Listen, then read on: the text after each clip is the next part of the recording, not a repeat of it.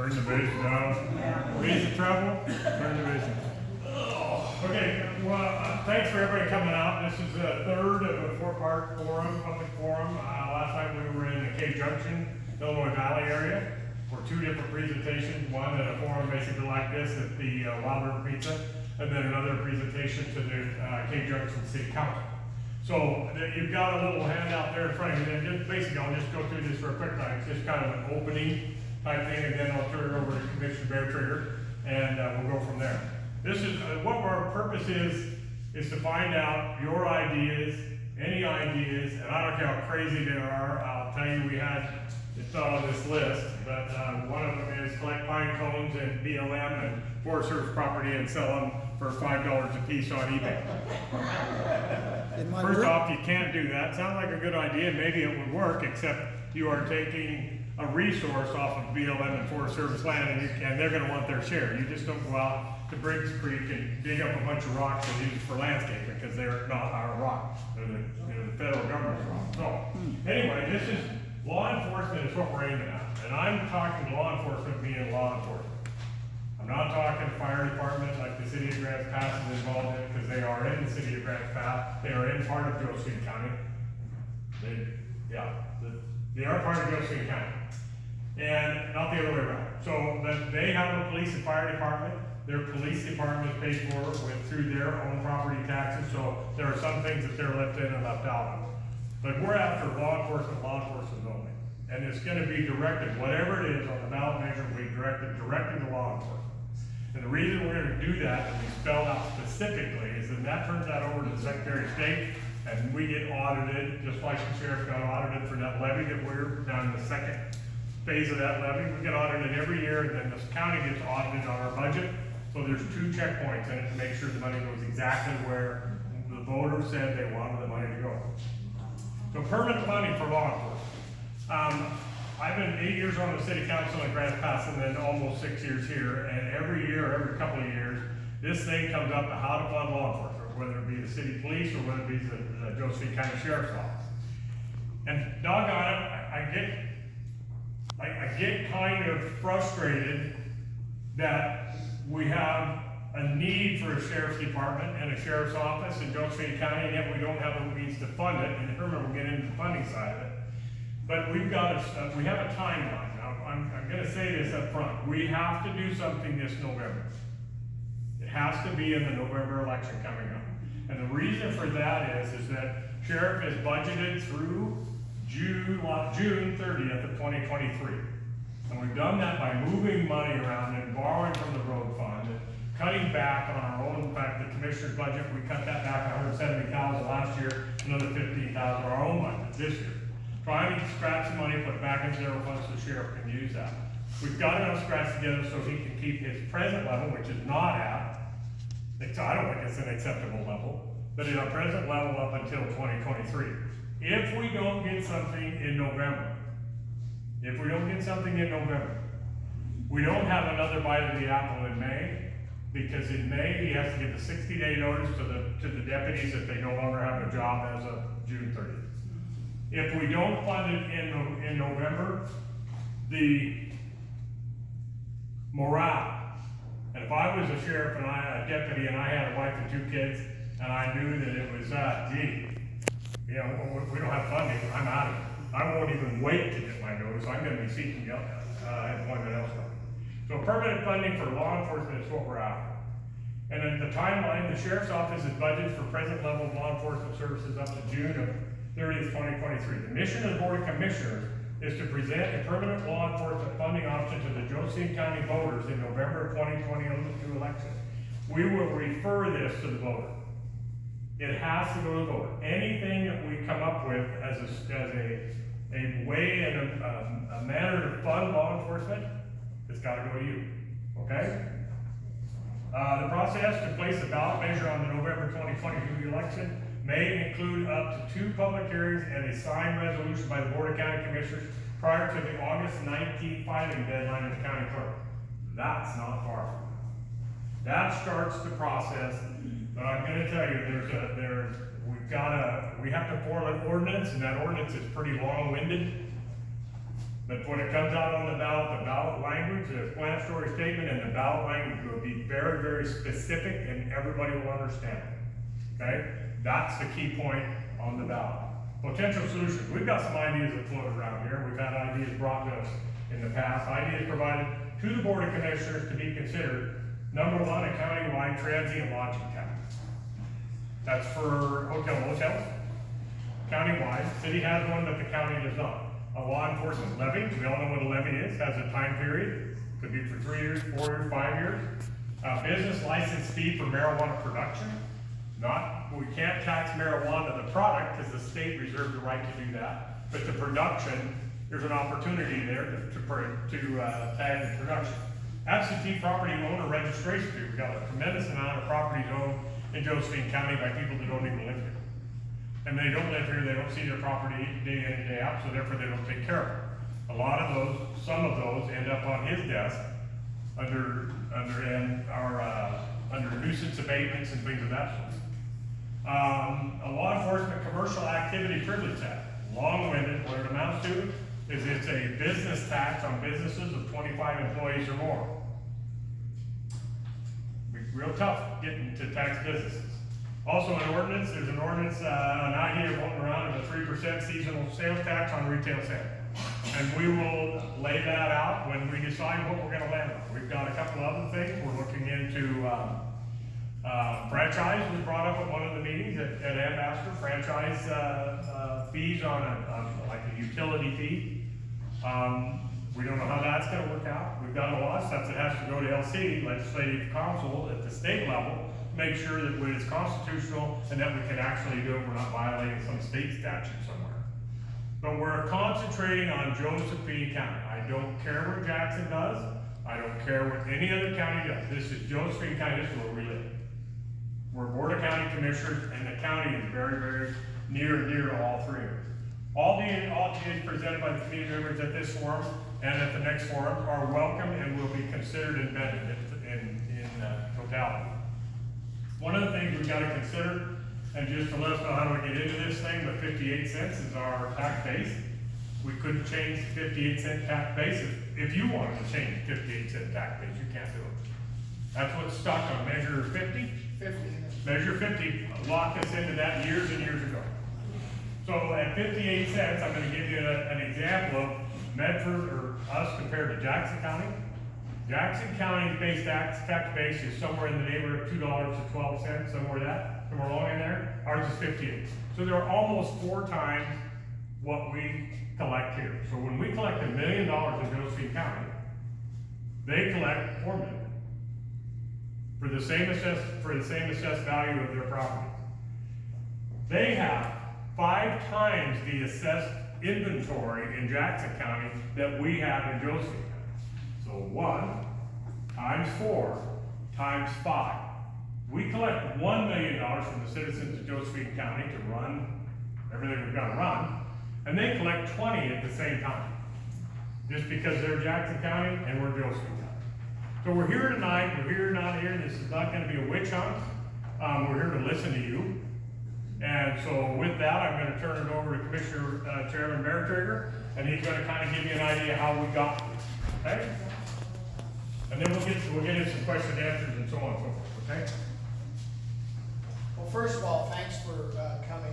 This is a very important issue. And, a lot of people don't have full understanding of how do we get here, you know? All the counties throughout the United States fund their law enforcement one way or another, and primarily through property taxes. But in Josephine County, we have been blessed with 70% of the acres in this county belonging to the federal government, producing resources, and we got a royalty. And this has been going on for 70 years. Back in the 70s, we didn't have any property taxes. Commissioners didn't levy, this is before Measure 50 and Measure 5. They didn't even levy property taxes in the 70s because we had so much revenue coming from the timber bills that we didn't need it. We built 3 new high schools and a fairgrounds and many other things in the county. Added on to the courthouse and all kinds of things. We were flush with money. If you look at the patch on the sheriff's shoulder here, it's a log truck because that's what paid for everything. We're enforcement. Well, that's pretty much gone. The political winds have shifted. Harvesting timber on federal lands is not popular, and there's no appetite with our federal representatives to do so. And so those funds have diminished. Over the years, we created a reserve because we had so much money, and we've been living off those reserves for a few years, but those reserves are gone. And as you can see in this chart here, this just goes back to 2008, but it's just a steady decline. So the reality, whether we like it or not, the reality is that funding source that funded general government in Josephine County is diminished and will continue. I don't see it coming back because there's no appetite. It's specific to Oregon. There's 435 people in Congress. There's probably only one person that would be to return to some level of timber harvest out of 435. There's 100 senators in the Senate. There are 0 senators in the Senate that would be interested in going back to cutting timber in Oregon and funding the counties. So because of that, the reality is, and I certainly don't like it, is it's not going to happen, and these funds are going to continue to diminish. And so we are going to have to look for another funding source. The reason that our tax base is so low, 58 cents, is because we didn't need the money back in the 90s. When Measure 5 was passed by the citizens, it locked in the tax bases of all the counties. And ours was really low, which was a good thing, because we were backfilling everything with timber dollars. Most of the counties in Oregon didn't have timber dollars like that, so they had a much higher tax base. When Measure 5 came in, locked the tax bases, and it says they can't go up more than 3% a year. So since the 90s, our tax base can only go up 3%. And we have started artificially low because we have all this money. You go to other counties on the east side and everything, some of those counties are $4 or $5 because they didn't have timber receipts when they were locked in. So that's what happened. It was all a great time for Josephine County. Don't get me wrong. I think it was wonderful, and it was right, because most of the acres in Josephine County are managed by the federal government, and they certainly should contribute. I agree with that, but I simply don't have the votes in Congress or the Senate to restore those. So the citizens, the 90,000 citizens in Josephine County, are faced now with 2 questions. What level of law enforcement do you want, and how much are you willing to pay? Because this is gone. It's gone. There's some SRS monies coming in, secure rural schools, but that has to be renewed by Congress every year. And we have no idea how much it's going to be. We'd like to say, oh, it's going to be 4, or it's going to be 5. It's hard to budget because we have no idea. We have no idea how much it's going to be, and we have no idea if Congress is going to renew it. What they have to do is it's so specific to Oregon that they have to wrap it up in a little package and stick it in another bill someplace. And when you don't have representatives that are really too thrilled about doing that, so we don't know. It's not a good funding source, and it's not enough money anyways. I think it was $4.5 million this last year. Now remember, we're out of our general fund. We not only funding the sheriff's office, it's $5.5 million, and then if you add SRS and we add some other monies coming in, we're at about $13 million of general fund money. But we've got to fund the sheriff's department, we've got to fund the assessor's department, the treasurer, and a lot of other things have to come out of that money. It doesn't go very far.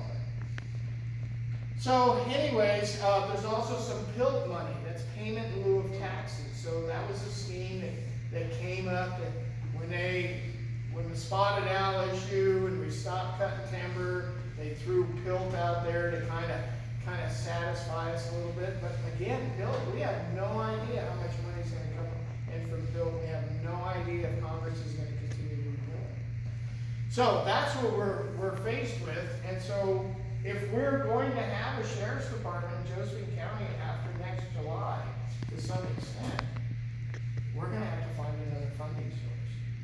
Now, when we look at the sheriff's office, there's kind of two parts. There's the jail, and we all seen that the levy passed last year that funds the jail. What we're talking about tonight is the other half of the sheriff's department, which is basically the patrol fund. And that's what we're looking at funding for that.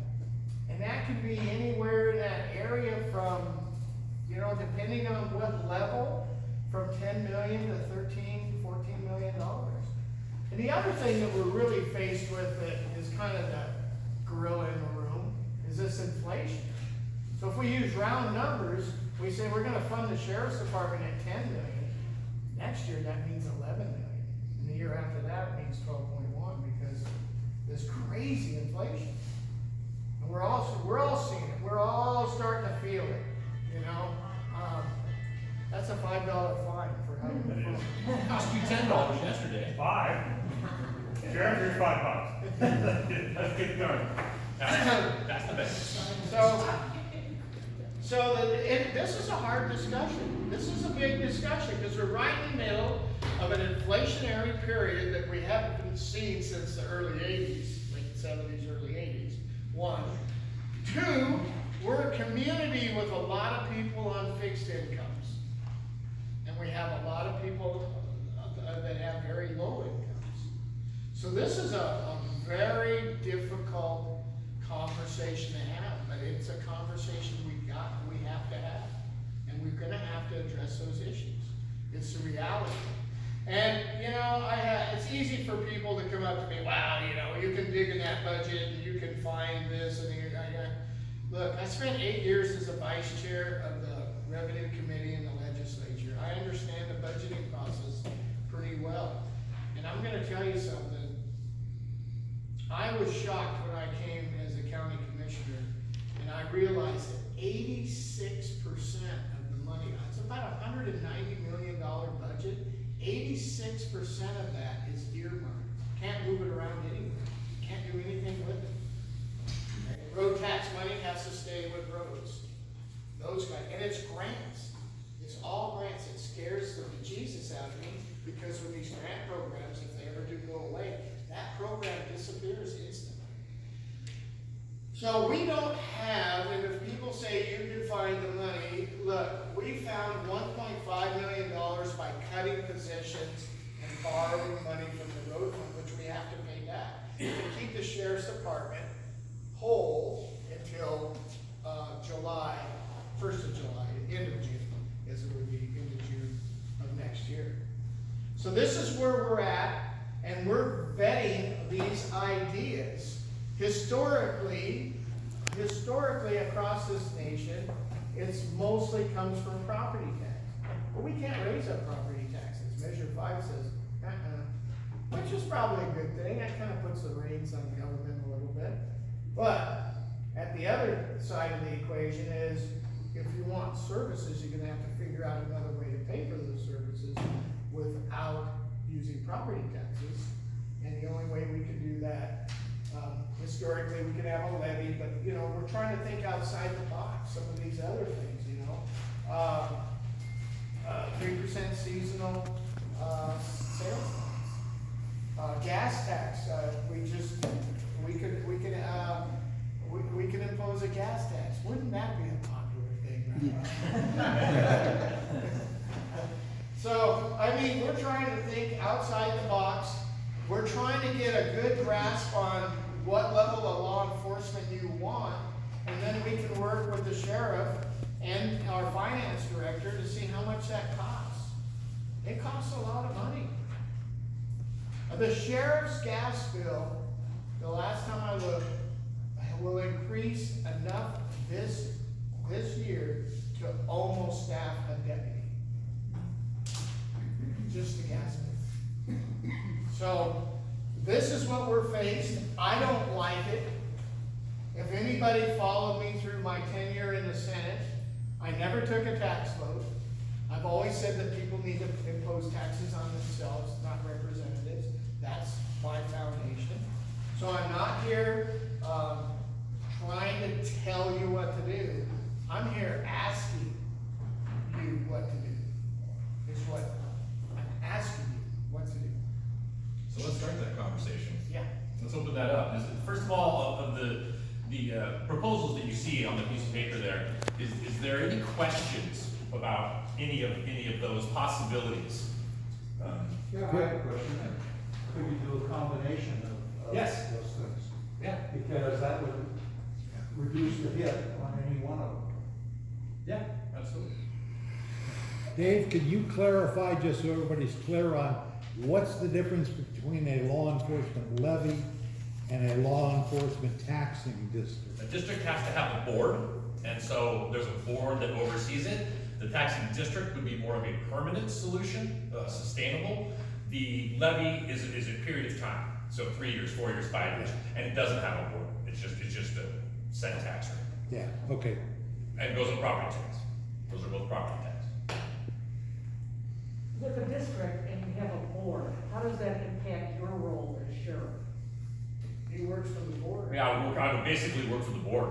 I mean, to a certain extent, I mean, they would be responsible for making sure those monies went to the sheriff's office, because it would be law enforcement specific. Okay. In sheriff's office, there's always a possibility of, putting that to, but we're talking quite a bit of money. What was the number that came up in for the taxing district? 187. Yeah. What the taxing district would look like, and I'll just kind of go over it real quick, like, we kicked around the taxing district a little bit, we haven't settled on anything, but we had to run some numbers on it. And basically what it amounts to is the city of Grants Pass, as I explained to you, they have a police department. They have a public safety fund that comes out of their $4.19 is their base tax rate, and that funds public safety, which is police and fire. Last year before last, they split police and fire, and it's no longer public safety, they're two separate entities, so they can fund the police department and the fire department separately. They've got those budgeted out. But because they have that, they would be basically carved out of any kind of taxing district because they already take care of themselves. Another thing that happens is if you include City of Grants Pass in a Josephine County taxing district, or anything that has to do with funding just the sheriff for patrol, their electorate is not really interested in it, because when they dial 911, they get a policeman. They don't get the sheriff, they get the policeman. They do cross-connect and they do have mutual aid, so they will cross-connect back and forth. But they're really saying, we already pay for our law enforcement, we're not gonna pay for yours too. It's up to you and the county. So if we carve out the assessed value in the city, because they're not interested, that's $26,000 go to the city, by the way. And every one of them would come back, almost everyone would come back, no, because we already take care of it. So we carve them out. Now we take the assessed value of what's remaining in Josephine County, including Cape Junction, is an incorporated city also, incorporated township or whatever they call it, they're incorporated. And they have their own city council and whatnot, but they rely on the sheriff's office for their law enforcement. When they call for service, it's to the sheriff's office. And it's contract. Yeah, and it's a contract out there. So when we take the assessed value of all the property outside of the city of Grants Pass and amortize it with what the need would be, which is gonna be somewhere in 10, 12 million, 14, 13 million, somewhere in there. It comes out to $1.87 a thousand added to your tax rate, That's the top. to your property tax. The top. And I don't know how palatable that is. That's a lot of money. That's, the 187 is added to the 58-cent base? Or is That's that appropriate. appropriate? Essentially, when you get that, you'll have 58 cents, you'll have the 93 cents for, which is juvenile detention and the jail. You'll have 11 cents for the animal shelter, and then you'll have $1.87 on top of that. So I'm not real quick, I graduated from Grants Pass High School, so I'm not. So what would be the total, if we went into the district, what would be the total property tax and district tax? What would it cost me? That's all, then we gotta, just a second, you can figure it out. It would depend on what zone you're in, because certain zones would pay for Three Rivers School, certain rec school would pay for the hospital. But just for Josephine Yeah, County? we couldn't figure out your tax bill right. Let's listen up, Aaron. No, I'm just looking for an approximate. Yeah. Right, if you had all that Dan mentioned, animal, 58-cent base, 93 jail and juvenile, and the 187 district, it'd be 349. So you'd be adding on the average property of 135,000 assessed value, which is from our assessor's office, that would be $252 or 77 cents a day, so. A year. A year. 252 a year. Yeah, not a day, sorry. Okay, did that answer your question? Okay, so that's the tax district, and it's just very similar to a school district, as Mark says, it's just like a school district. I don't have kids at school, but I pay my county taxes and they distribute it to the school, they distribute it to the city of Grants Pass, because I live in the city of Grants Pass. And all the districts get fed, right? At the end of the day, Josephine County, I know you write the check out to Josephine County, but Josephine County gets 7.8% of what you pay in tax, property tax. With one more question, does the city pay for jail space with the county jail? Yeah, they pay through that 93-cent levy. Yeah. The city pays the levy, that's why it's 93 cents. The jail levy, the jail operation levy, and the juvenile detention, it's not juvenile justice, but juvenile detention, these are both detention facilities. Both of those are in the 93 cent, which is countywide. City of Grants Pass, K Junction, everybody, because everybody uses it. Okay? And one of the reasons we talked about the law enforcement district and came up with that amount was so we could frame the conversation. That's what it takes to get 100% whole at the sheriff's office, including today's dollars, which is some PILT money, which is some other money that comes in the SRS. And so that's today's dollars, that's what it takes. We wanted to frame the conversation with that. We're not sure if we're moving forward on the ballot with that yet, we're asking you, but that gave us a benchmark to talk from. Should we ask for a certain amount of that, and what does it do to the services? That's the conversation. So if we wanted a 24-hour patrols and property theft investigation Yeah, and our executive. homicide investigation, that would be included In in the it? district, yes, that would be included, Okay. right, Sheriff? Yeah, you have to be right around, and that was, I think that number, when he said it came up to 13 million? It was 10.5, so it had to leave room for some help from others, because it was only 10.5. Okay, 10.5. Yeah. $187, $1.87 will bring in about $10 million, give or take a little bit. And that's without anybody in the city limits paying for that. That's just people in outlying county paying for it. So to answer your question, you know, about detectives and this and that, it just depends where we fall in on that budget. You know, if you want the full meal deal, and you know, that gets up, you're headed towards $14 million pretty fast. But if you're not, if you only want something else, then it'll be less than that. And the other thing is, you know, the paper put it in, you know, commissioners passed $1.87. Look, we had to do that for statutory requirements. To post those things, we have to meet certain deadlines. And we had to meet those deadlines last week. And so we said, okay, we're gonna put this number in of $1.87. It doesn't mean it has to be that. We can go down when we go to put it on the ballot. We just can't go up. If that goes on the ballot. If Right, if that goes on the ballot. So this gentleman back here said his hand up. Oh, I'm sorry. Ron said his hand up. Go ahead, back there. My first question is, out of the list that you put together, and thank you for thinking about this issue, the taxing district is the only one of these that would go on the ballot, correct? No, any of these, funding mechanisms will have to go on the ballot. Okay. And the entire city of Grants Pass would be excluded from our taxing district, yet they get to vote on the question, is that correct? No, they don't get to vote on the question. How do they be excluded? It won't be on their ballot. If you live in Won't be on their ballot? It won't be on their ballot. We would draw the district line around Josephine County and carve out the city of Grants Pass, that's the district. So in regards to that, a taxing district, are you gonna, and Grants Pass is gonna be excluded from that, are they still gonna be able to vote for the sheriff? Absolutely. Yes, they They're- do. they Why? still- Why? Because it's the office of the sheriff. Okay. but- It's the office of the sheriff, and he's countywide. He's a county law Okay, enforcement. one at a time. You're excluding them from paying, right? Big part. They're not gonna pay, if it's a taxing district, they're not gonna pay the tax for that district. You already said they have their own police department. They still contribute to the general fund money, they still contribute to the jail and juvenile, so they're still participants in our law enforcement system, DA as well. And they still pay the 58 cents. And if I'm not mistaken, we still serve We do. Yes, A lot. ma'am. So- Then I'll go back to you. I appreciate that you're listening to everybody in the county. Now, do you have a mechanism for recording what people are saying? Other than Mr. Manley. Well, yeah. Do you know, so Commissioner that, Fowler's taking notes. I'm the scribe. okay, because we kind of need an empirical, recording of what the people are saying, because you know that what they're gonna say is, you guys just do whatever you want.